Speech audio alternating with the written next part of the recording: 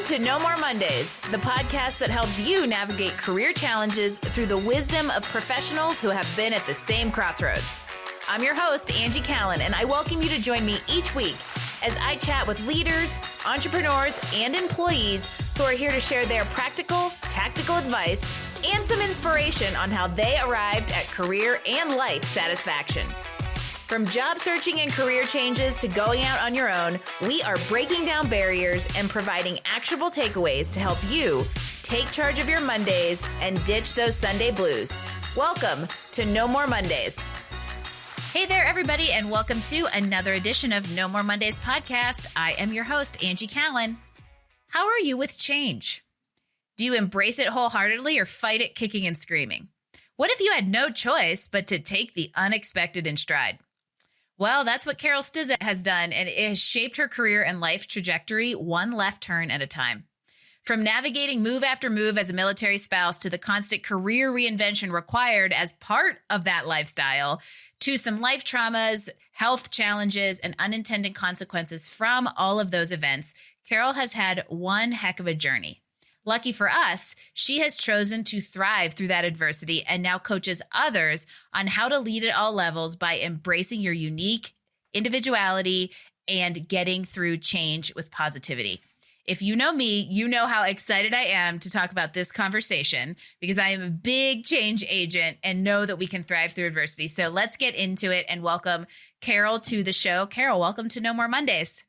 Thank you. And I love the title of your podcast, by the way.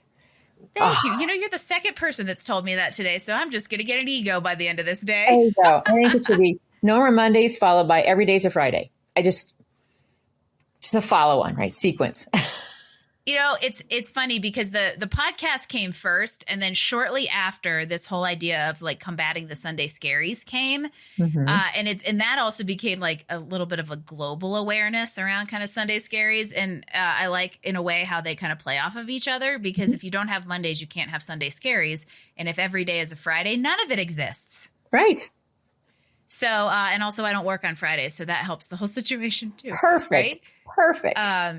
And I'm so excited for you to be here and share your wisdom, but also your journey with us. And I thought it would be helpful to get into a little bit of that background because I think that there's some important context on how it shaped your current perspective and just where you're at in kind of life and career and business.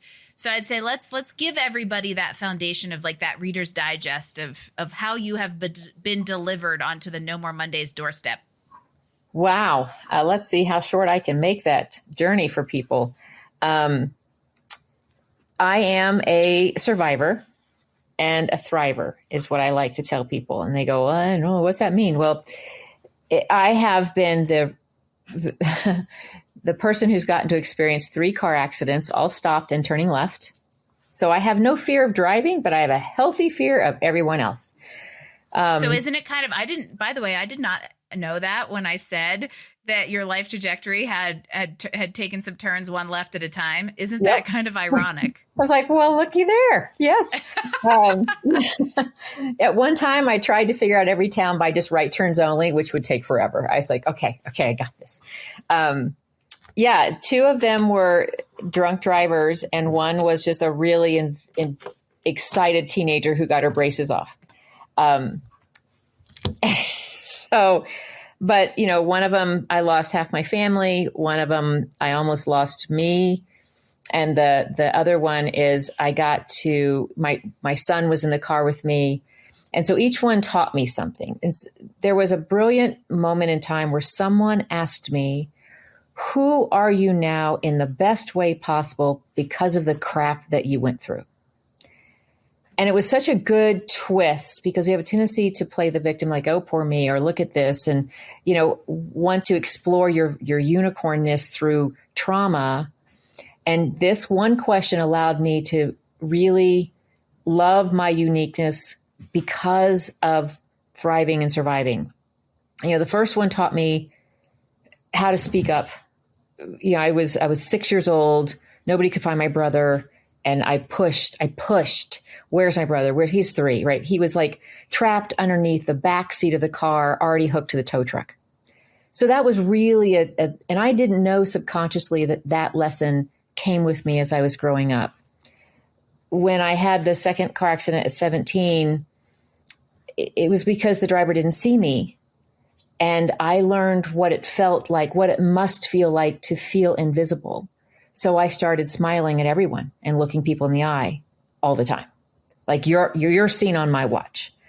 The third one was I had to teach my son and myself that how we respond to bad things is how we win. That's the only thing we can control. I can't control why we were hit. I can't control all that, but I can control how we respond to it. And then later on in life, I had been working with my doctor for a year trying to convince her to take me seriously when something didn't feel quite right. And by the time I took myself seriously enough to find another doctor, it was stage 3 cancer. And that taught me not to wait. Don't wait. And if you don't want to wait, then what do you do? So I really dived into how do I take all these lessons into work, and how do I take all these lessons into leadership, and how do I help other people have a shortcut because of my journey. So I want to move on, but I want to stick a pin in, because one of the things I pulled out in reading all your information were these 3 factors that you've identified that are most likely to contribute to success. And now I understand, just in that quick snapshot, exactly which event led to each realization, or how they progressed into them. But before we go there, I do think it would be great to give everybody an idea of how, from like a vocational or a career perspective, you are using all of this to benefit others. So basically, like, okay, what are you doing right now work-wise that uses all of this? Well, you mentioned being a military spouse, and that is a hard job, because back in the day, and when I say that, I feel like a dinosaur, but it's not. It's just been recently that all the military services have really recognized the spouse's career cost to moving around the active duty member.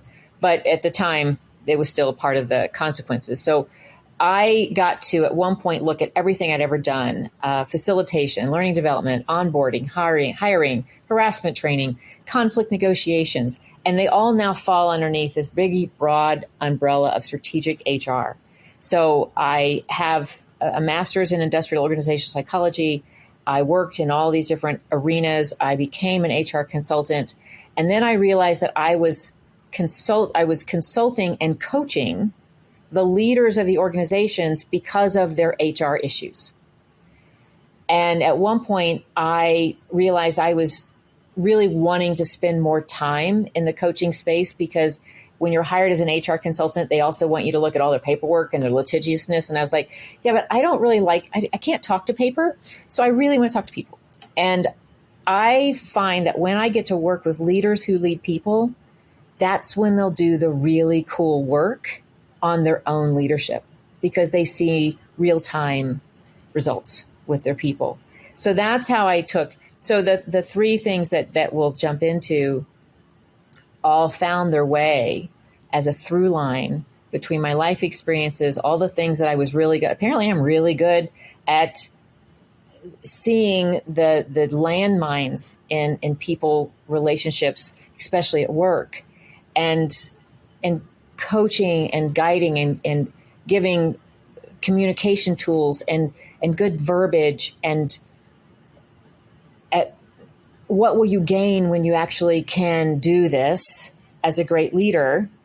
And that through line's been constant. So I hope I've answered your question. I may have gotten off on a tangent. Sorry. No, it's a good tangent, because there's a few things I'm going to pull out of there.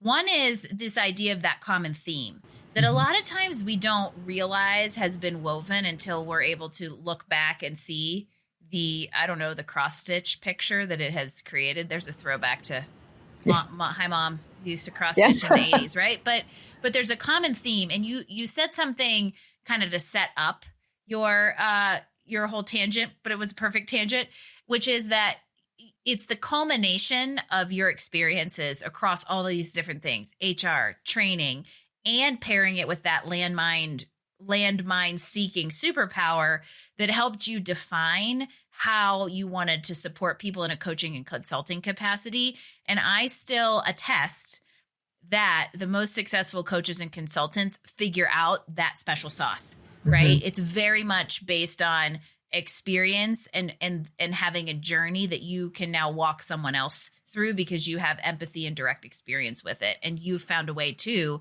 kind of take that into this world of leadership and helping people build that culture and communications. I applaud you. I love it. So to close that loop, and we've alluded to these three things, as an executive coach who gets to work with leaders, I get to work with really smart people, and it's really addicting. But one thing I bring to the table is I was raised by a really high IQ person who struggled in the EQ range. And I understand how to influence that and help people see that. So one of the things that I love to make people aware of is what is EQ and what is PQ and what is BQ. We all are familiar with IQ. So IQ is that intellect, and it's amazing. It allows you to connect the dots faster than most. It's brilliant. But you can have high IQ. Can I ask a question about that? Yeah. In your opinion, or maybe there's some scientific research out there around this, is IQ something that you're like born with pretty much? There is a nature and nurture component in the research. You can be born with a high IQ, but unless it's nurtured and you know where to apply it, it can go off the rails.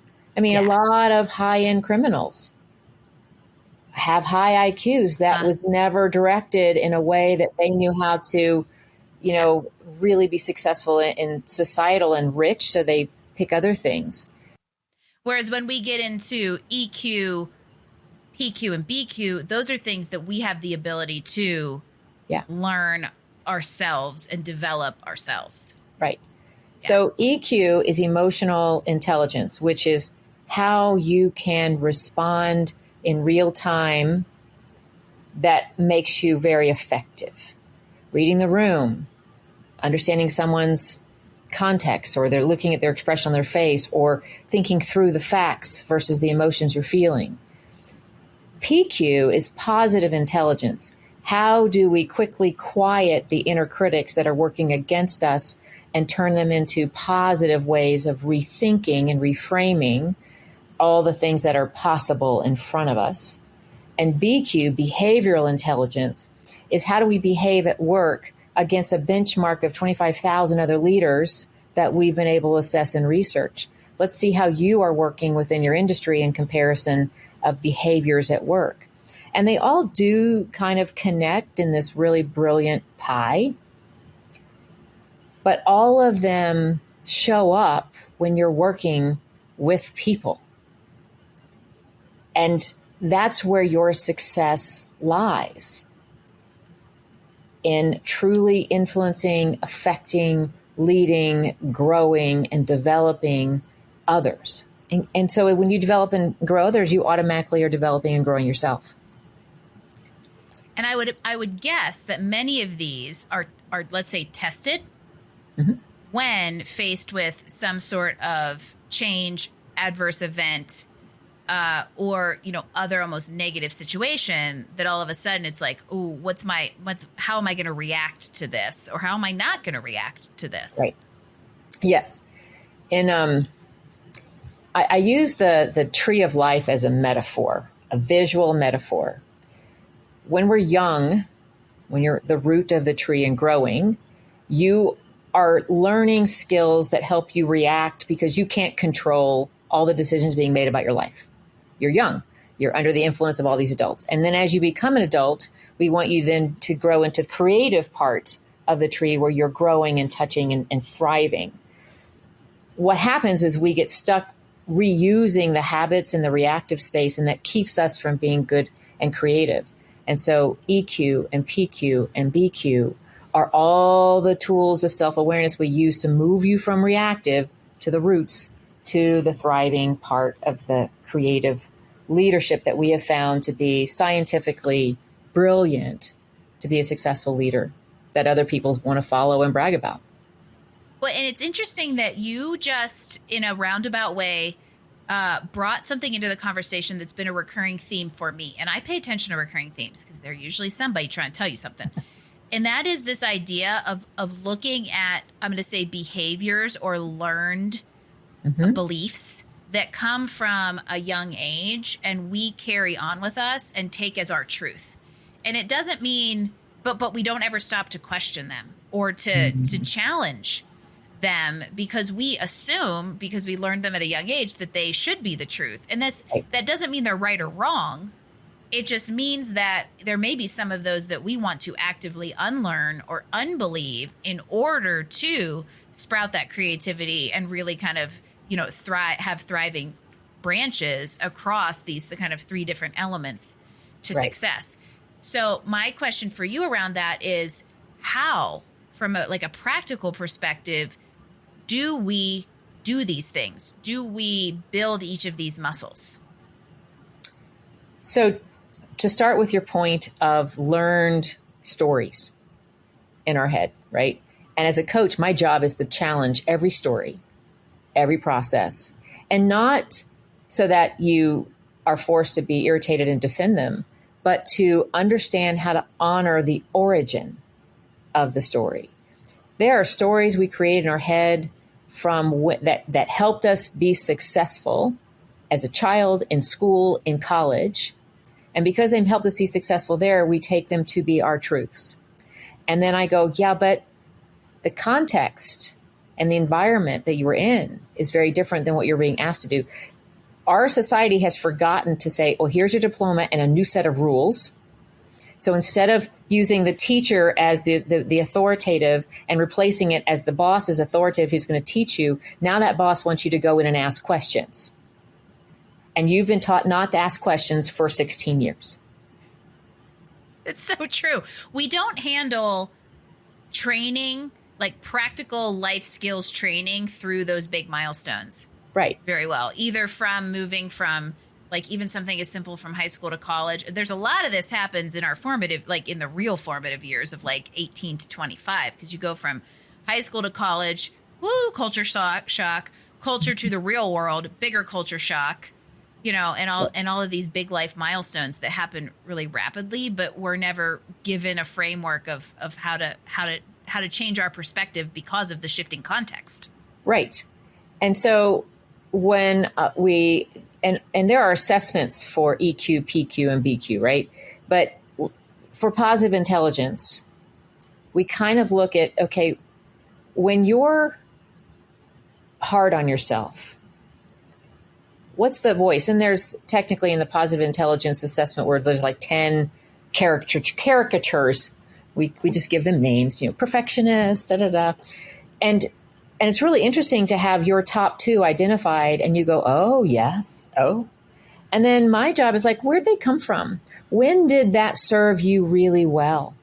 And it will always drive back to some time in your formative years when I learned that if I did this, then I got this. If I did this, I got that. And I go, okay.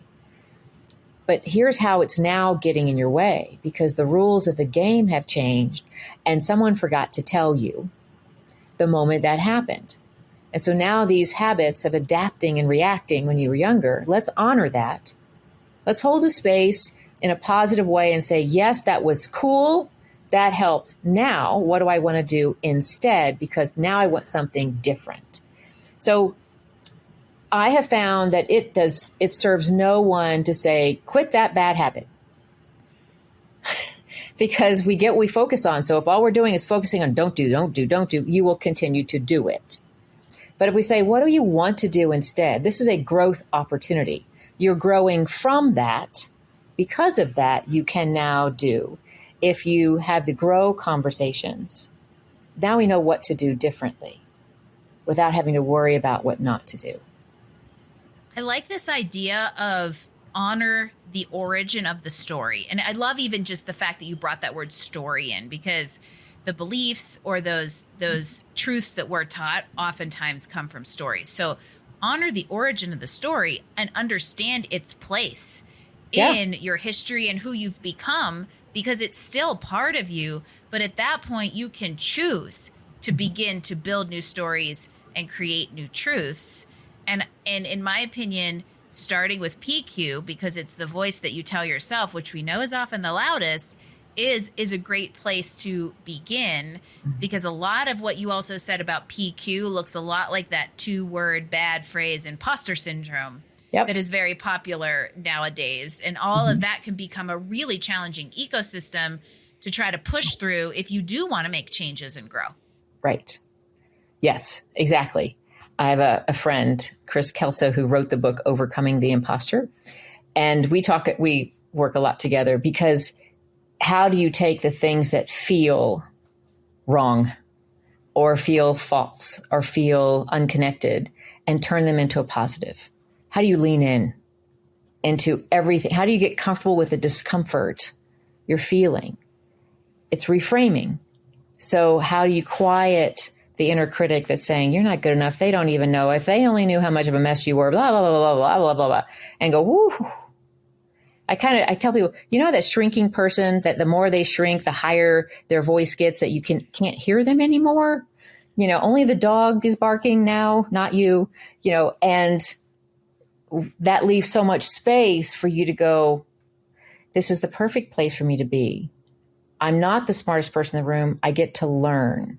I'm not the best person in this room. I get to learn. I'm not needing to be perfect. I get to grow. And it all falls in line with this brilliant piece of research that when I learned it, it was out of Harvard, and I cannot quote the citation, but it was neuroscience at its just best service to me. It says the brain is always scanning the environment for 2 things, 24/7, 365. What am I doing right? Where do I grow next? And when we go into work, what am I doing right so I don't have to change that? And where do I grow next so I know where I'm going at work? And we need that information. But I wish people would stop asking the question, how can I improve? Because they think it's a really nice question. It's going to open up this great conversation. You're going to go, oh, you don't need to improve. You're doing great. But we got a training next month I think you'd enjoy. Does that happen? No. Well, and that goes from you're going from that like scarcity deficit negative approach of basically, how can I improve? It means something is wrong. I need to fix. Right. It allows versus a more listener. Positive, proactive Exactly. approach of like, where do I want to grow? Exactly. Which means you have capacity. So I tell people all the time, go ask, what's the one thing I'm doing so well you don't want me to change? And where else can I apply that? Where can I grow? And keep asking. Anytime you want to know, ask all the time, anytime you can use it. And when you do that, you know how to give good feedback. If somebody comes to you and you're like, hi, I just don't know how I'm doing. Anytime there's anxiety at work, it means there's ambiguity and vagueness. There's a lack of clarity at work. So instead of leaning into the anxious feelings, go ask, what am I doing right? And where do you think I should be growing next? That keeps everything moving forward. And I want to point out the fact that neither of those questions are what am I doing wrong? Exactly. Right? And that's really important. And that's where the PQ, the positivity voice, and shifting that context can be a great foundation. And what I think is interesting is once you're able to have a healthier conversation with yourself, now we're almost working backwards. Now the BQ changes because that's where resilience comes in. That's where the ability to cope with adversity and bad situations or changes comes in. So now let's talk about that one a little bit more. So behavioral intelligence is behaviors, and learning which behaviors are going to get the best results from those that you need to work with, you need results with, you need to connect with and network with. There is a benchmark assessment. It's a very interesting assessment because it just gives you 10 questions and you rate them from 1 to 10. Where are you? And it's turned out to be really brilliant in letting you see a benchmark of how you are responding across a huge benchmark of thousands of other leaders around the world. And it's not right or wrong. It's just a picture in time of how you are thinking today so that you can pick the behavior that right now is important to you. And like, let's talk about where you sit here. Why are you higher than most? Why are you lower than most? Give me the context of what you're dealing with for that behavior. And it allows people to pick out a situation at work that is driving that behavior as a great kind of experimental playground of awareness. Is this the right behavior right now? Okay, fine. But is this because of your role? Because if your role changes, would you want that behavior to change? And so understanding it, I'll back up. I like assessments that allow other people to, like a 360, assess frequency of their experiencing something, not opinion or quality. It's quantity, right? Very different assessment. And so when you do this benchmark with behavioral intelligence, you're a benchmark against 25,000 other global leaders. So you get to assess your own context, your own role, your own responsibilities, and then self-decide if you really want that behavior to change or not. Nobody's telling you. But if you go, well, what are the results the other people get? Well, we can dive into that little pocket of research on that behavior. If your behavior is more in line with the normal, here's what the other leaders are getting as a result, that type of thing.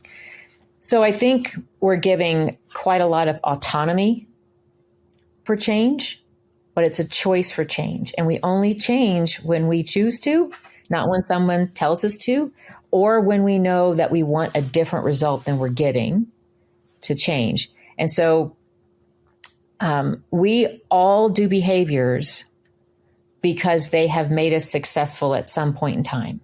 And I tell people all the time, as somebody who works with people and wants results from people, you need to start every day knowing that everybody got up today to make today better.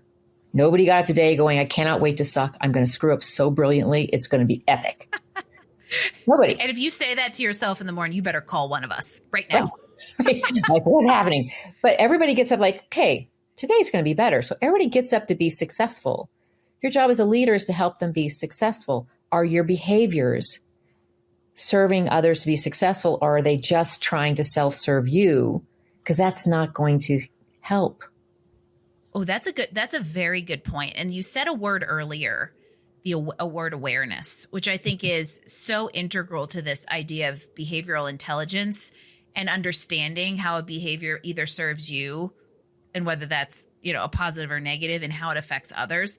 And if you're more aware of your behaviors, now reaction can come down, right? Because if you're aware, it means you're going to stop at least for a split second and think about how you're going to address a situation. And that's where we can potentially move from reactionary to positivity or to proactivity, which then also brings in that element of like, wait, am I going to react in a way that's self-serving, or am I going to be, proactive about how I approach this because I'm aware of how it impacts others? And that's really critical when we move from self-leadership to leading others.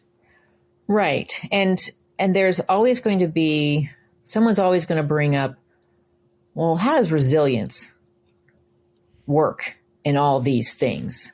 And I go, good question. If I go back, emotional intelligence is how you stop and respond in the moment. Positive intelligence is the internal dialogue that helps you do that.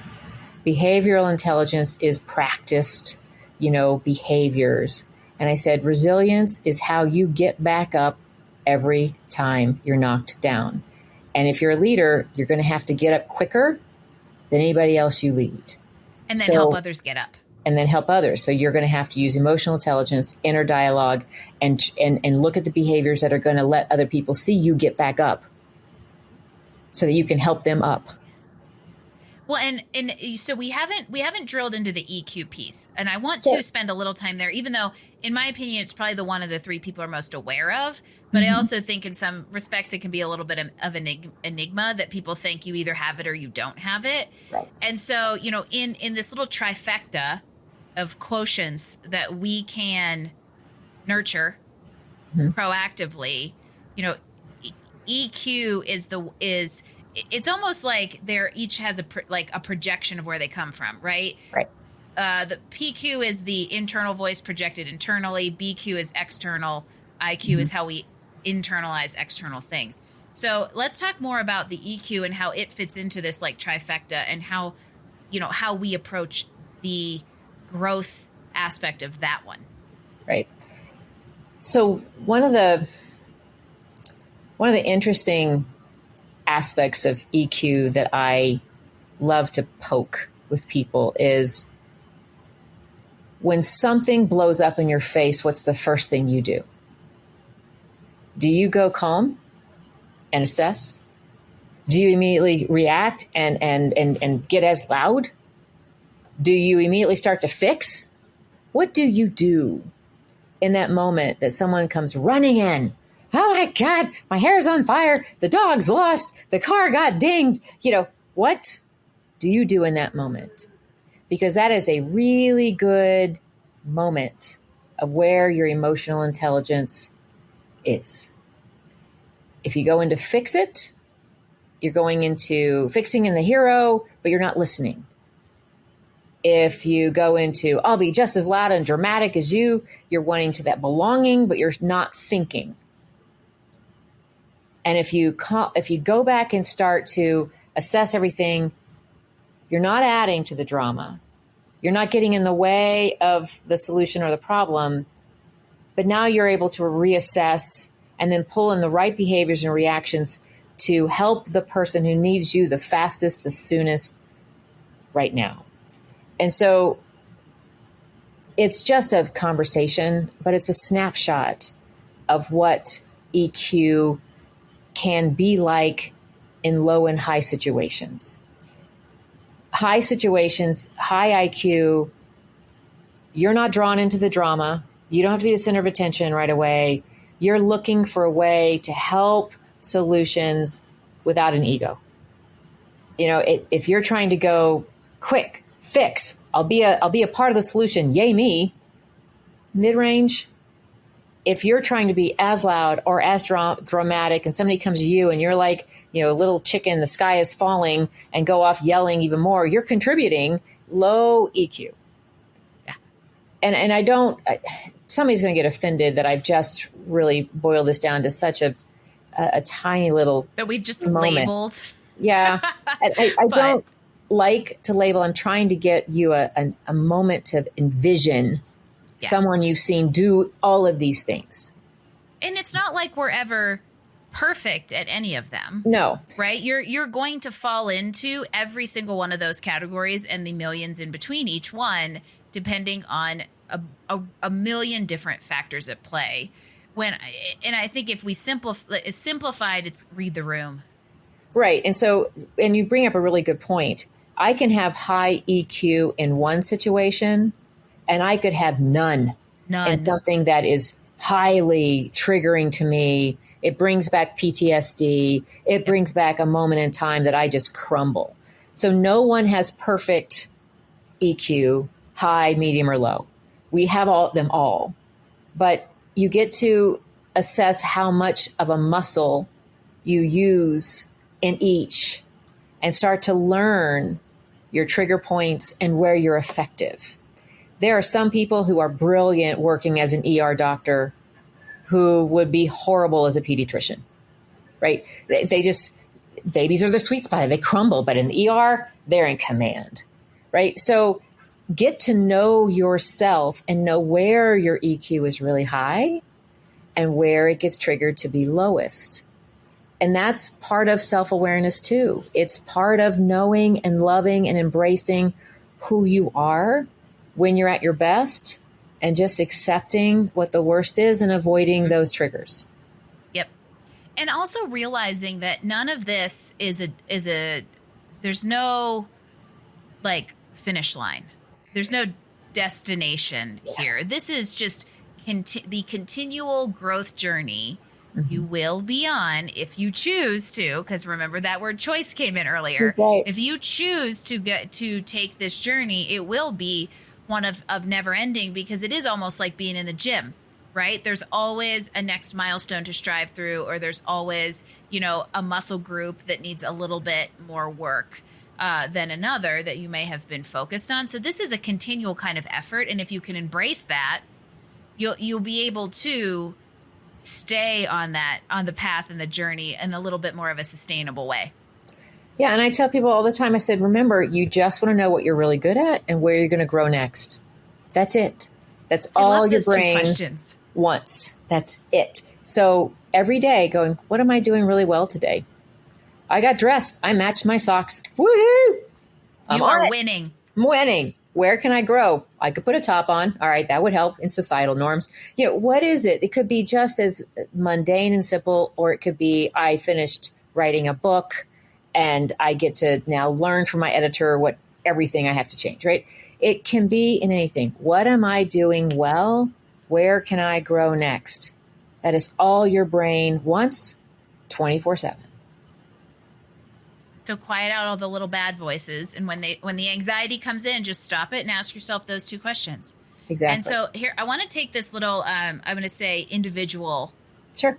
Let's say ecosystem that we're building for somebody. And now I want to take it a step further, because we've talked about leadership in and out here. But how do we take these concepts and this idea of self-growth? I'm being very cautious not to say the word improvement, everyone.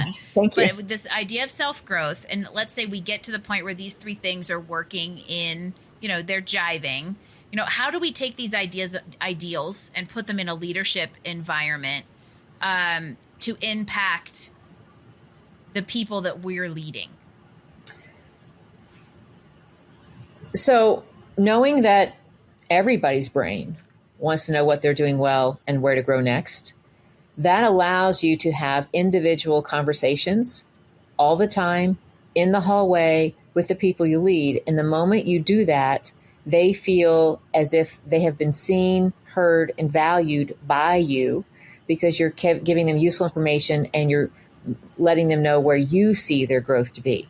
And what that does is it starts people responding to those behaviors you're giving them. You're giving them good juju, good information. That's increasing your leadership behavior, the perceptions of your behavior by other people.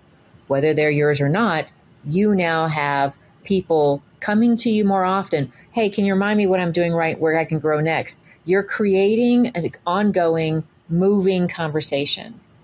And people will start to want to have this conversation with you. They'll hang on your every word whenever you're speaking, because they have felt seen, heard, and valued by you.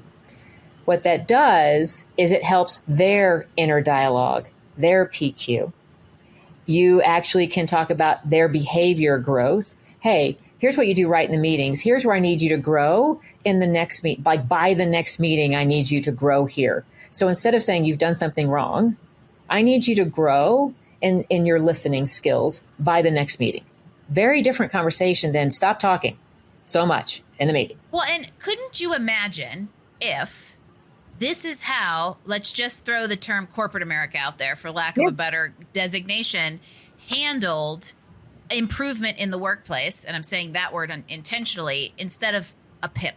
There is a reason, and this is just a really specific soapbox to get on, but there's a reason they don't work. And it's because they're all based in negative and saying, here's where you need to improve, instead of saying, hey, person, if you're going to sit and ask yourself, what am I doing well? And where do I want to grow next? Imagine how powerful that would be to go ask everyone else on your team that, instead of criticism. If a PIP did not come across as punitive, they would work. If they said, here's your performance, here's what we're going to do. For whatever reason, we change boss, mergers, acquisitions. All these people can fall through the cracks. They all want to know, what am I doing right? Where do I grow next? I want to keep my job.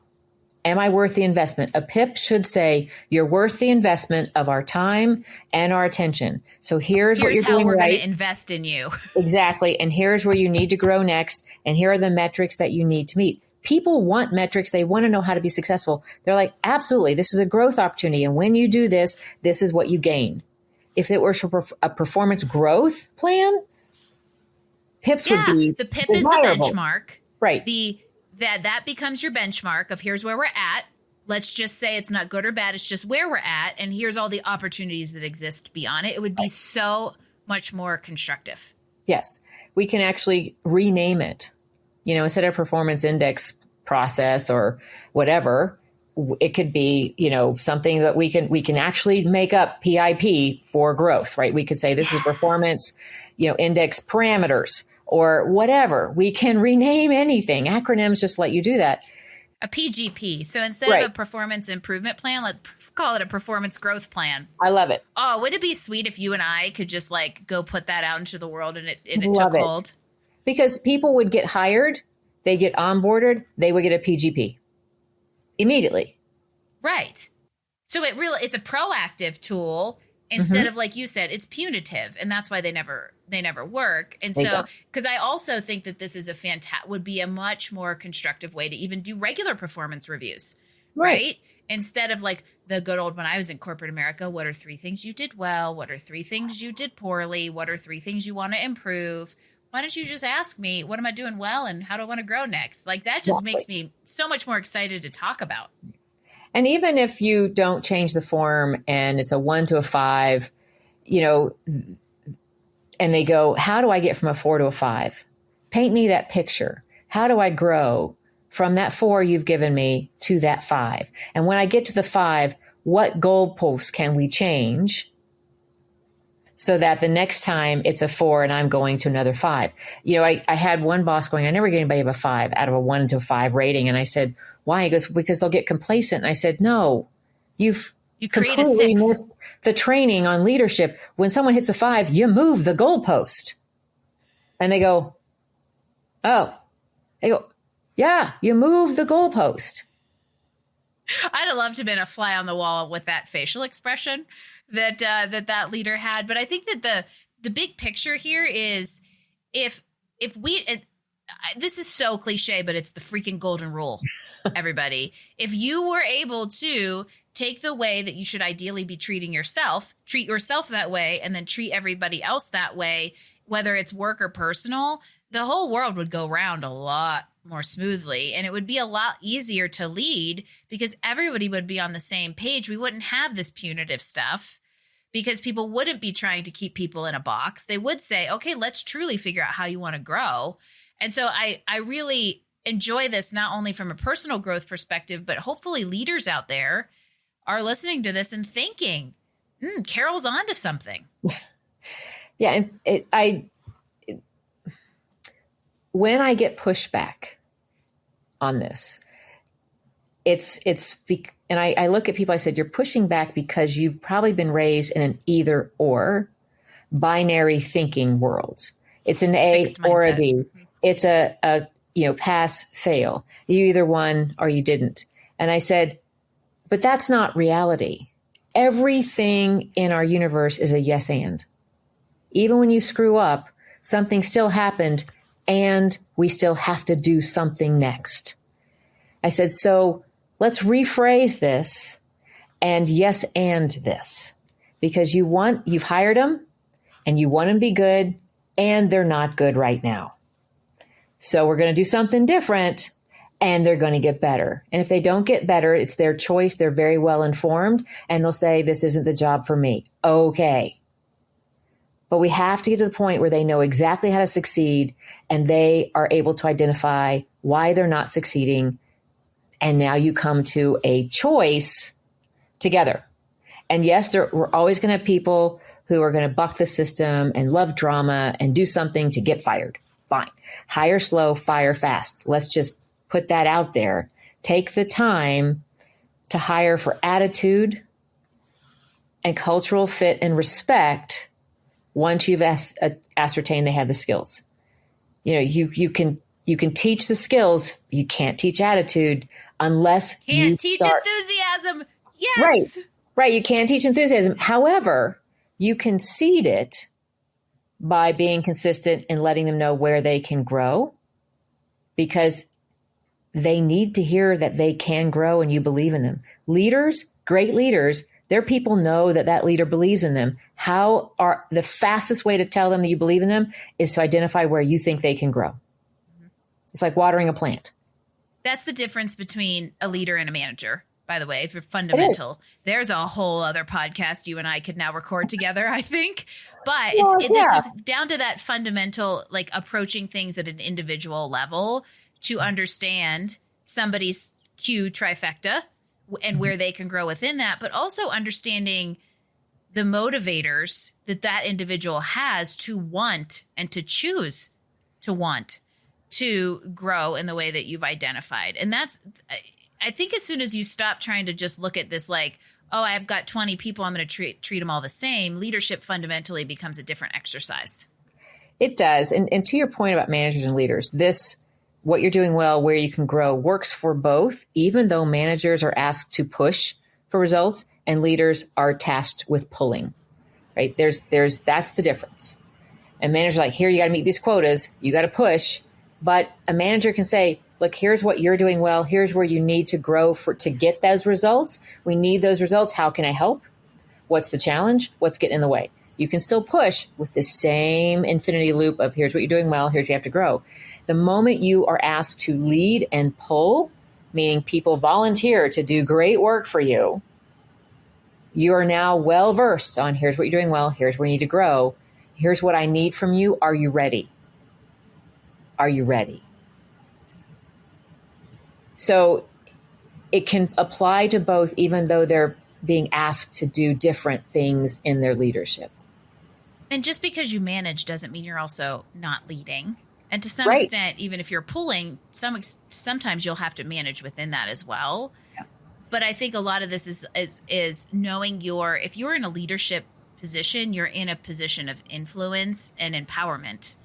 Yes. And it all becomes a lot more fun if you approach it that way and want to take people with you instead of potentially saying, no, they have to stay at a 4, right? Right. It's just a fundamentally different approach to all of it. Yes. It's when you have people who are acting bored, not engaged, quietly quitting, leaving you, that is a sign that you are not helping your people grow. Period. I could go off on the quiet quitting thing, but you just hit the nail on the head. You shouldn't have people who are quiet quitting if you've created a good growth environment. And people don't know how to ask for what they need, so they quit. Yes. And that's and if you are quiet quitting, you're not in the right environment for you either. So stop quiet quitting and just quit and go find a new job. There's my mini rant on quiet quitting. And when I tell people, I said, if you are not going after the information you need to stay excited about your job, 50% of the responsibility is on you to ask. Yes. So stop playing the victim. You have to advocate for yourself, especially if you're in a situation where the leadership is not the pretty perfect picture we're painting here, which is most cases. Nothing's perfect. That goes back to the very beginning about the voice that we tell ourselves. Right. But sometimes you have a role to play. You need to advocate for yourself and ask as well. But I've been getting some pushback from younger executives that we say advocate for yourself, and advocate has a tendency to, emit these emotions that they have to like rally for themselves and go fight for themselves. And they go, ooh, okay. So what if we change the verbiage? Like, let's go be a detective and find out how other people feel about what you're doing right or where they see you growing next. Let's go learn and gain data. Let's go ask some questions to investigate if you're really seen by others the way you think right now. And they go, well, I could do that. I go, oh, it's the same as advocating for yourself. But I guess I'll just take all the punctuation out of my text messages now too. Right. So, but still, we've I think in our current dialogue of creating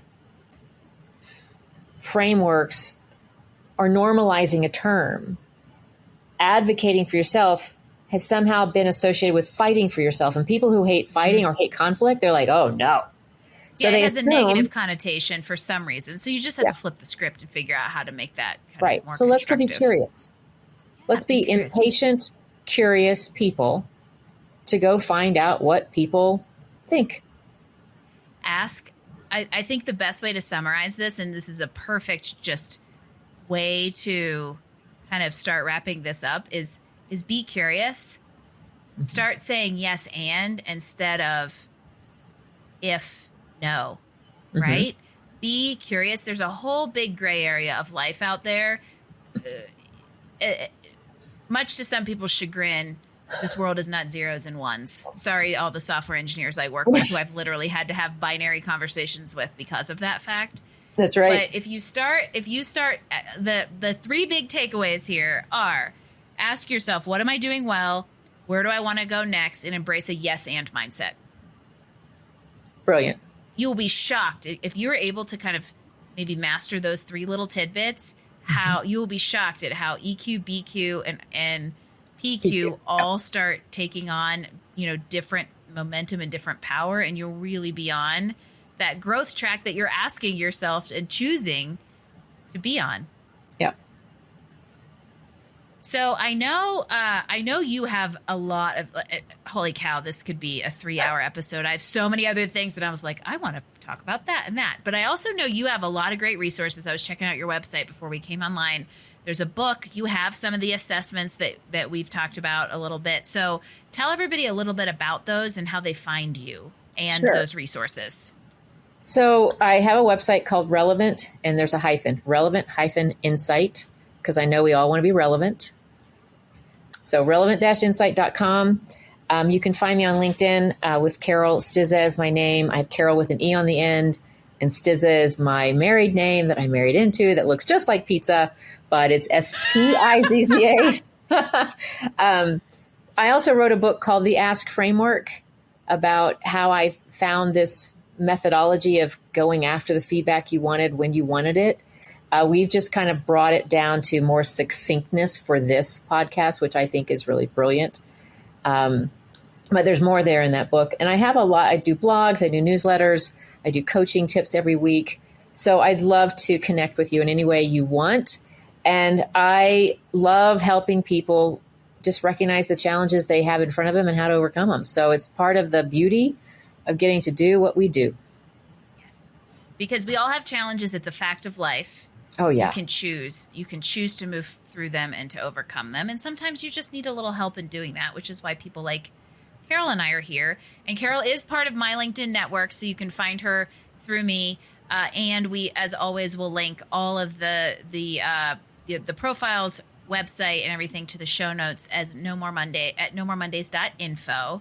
But before we go, we're going to get one more pearl of wisdom out of you, Carole. I want to know what your number one piece of advice is on what everybody out there can do to get one step closer to life and career satisfaction. I think the one thing that can help everybody right away is to assume noble intent and know that everybody gets up to be successful. So if they did, and you did too, and they're doing it different than you, take a hot moment and rethink how you think about them and go investigate. But assume noble intent. It goes back to the curiosity. It does. I love so it. Assume noble intent. Noble intent. Offensive. Take the offensive, not the defensive. Yep. That's an excellent pearl of wisdom to wrap up an amazing conversation full of gold nuggets. And so I am so appreciative of you being here and being part of the No More Mondays, Every Day's a Friday, No More Sunday Scaries movement that we are all trying to create. Thank you, Carole. Thank you. This has been a blast.